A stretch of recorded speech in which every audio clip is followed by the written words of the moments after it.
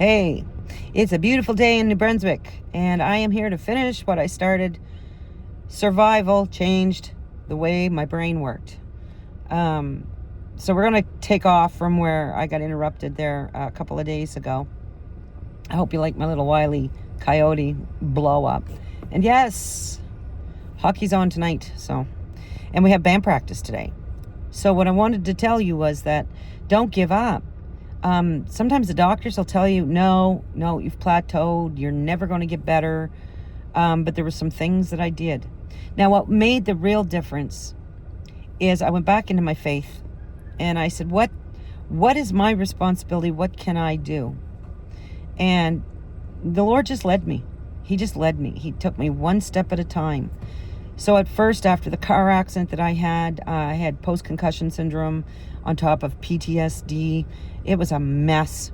I lost my emotions. I couldn't feel anything. And this was all after. But I would say Grant passed away in May. And I had the accident the following February. So I didn't have a break in between. And there was a lot of other things going on. I was still working and all of this. The pandemic was on. Is that what they call it? It was wild.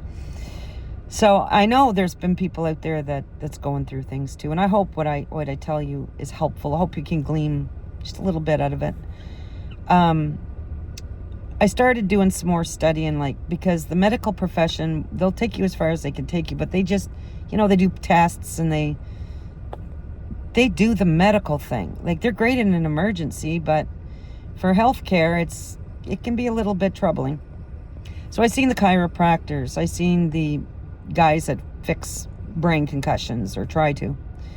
And they basically all came down to the same point and told me that I had plateaued. So I had to just mourn the me I used to be. I thought about that for a while and I said, I don't want to mourn me. Gosh, I died once.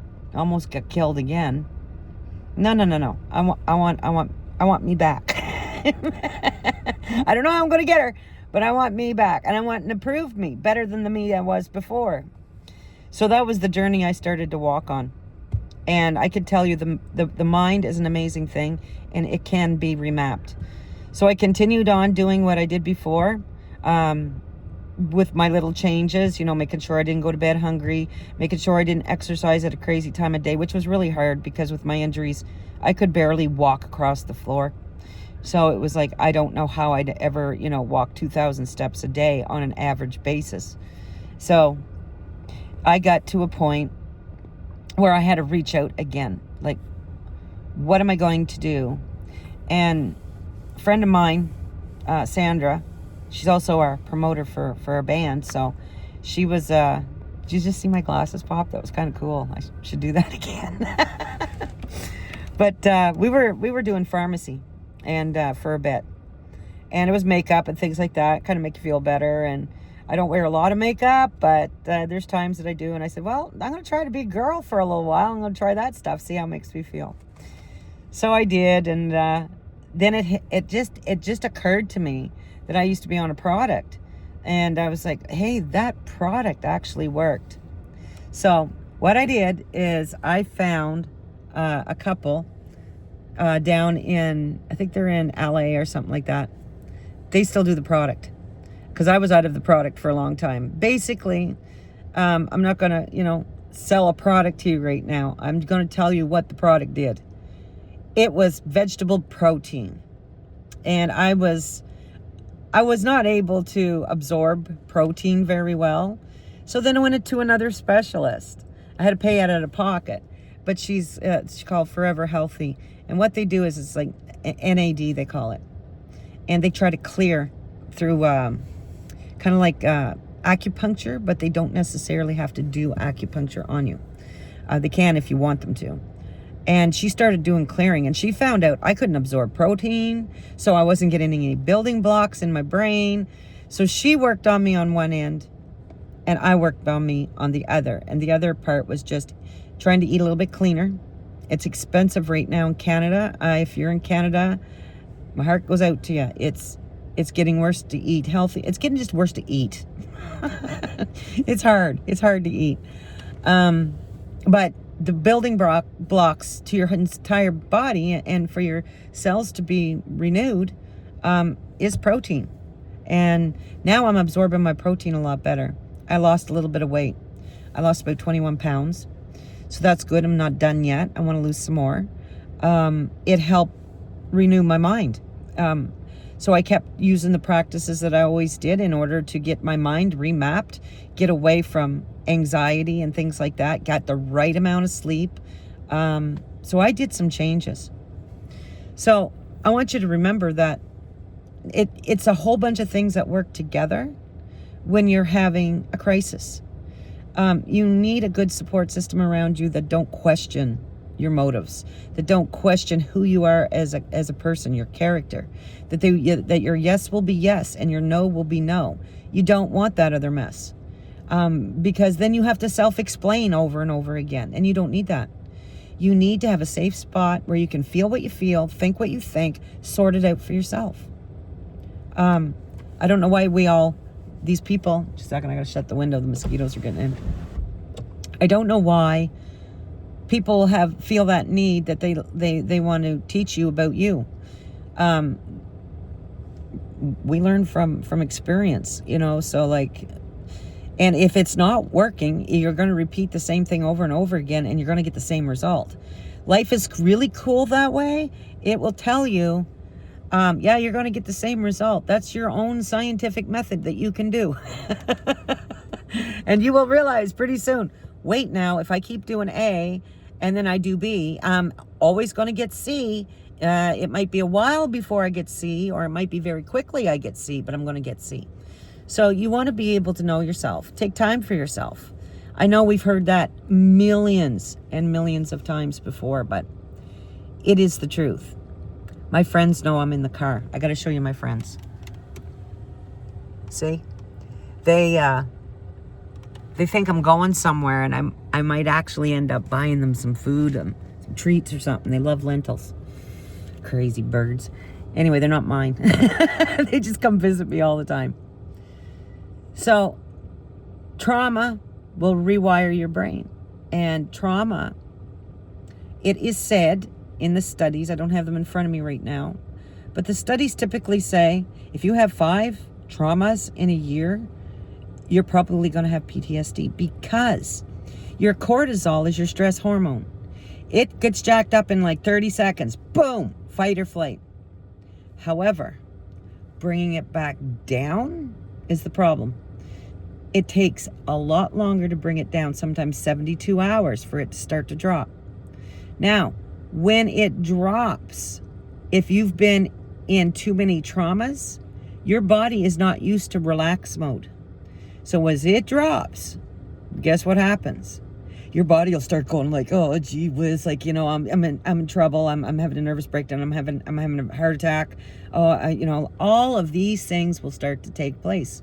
So it wants to raise your cortisol to keep you in fight or flight. So anytime you have symptoms, it's not usually when the trauma is happening. It's as your cortisol is starting to drop, because your body's used to being skyrocketed. It's used to protecting you. And thank God it does. But we need to have ways that we can, for one, knowing what's going on is very helpful. If you know that when you're taking an unknown anxiety attack, that it's probably you're starting to your cortisol starting to drop and you're going down to normal levels, that helps.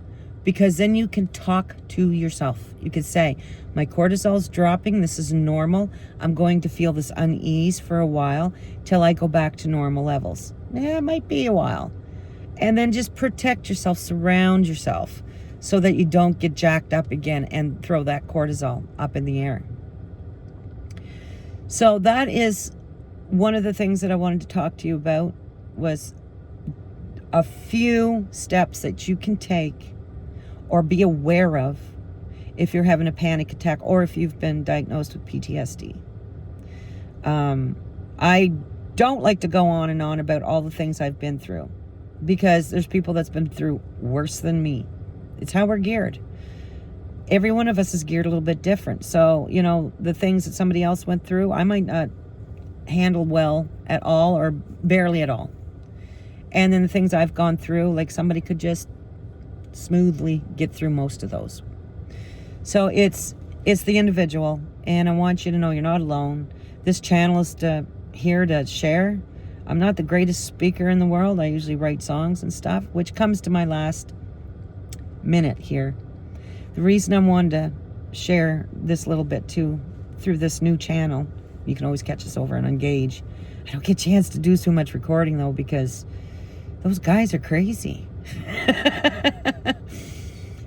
But songwriting has helped me, and I do manage to understand myself a little bit better when I'm going through something. Excuse me, not always going through it at the time. Sometimes it's quite a long time later, like maybe a year or two later, where the emotions settle down and I'm able to actually write. So I don't like to wear my heart on my sleeve. That's my most difficult thing with songwriting, is being emotionally vulnerable to the population, because you know what the population is like.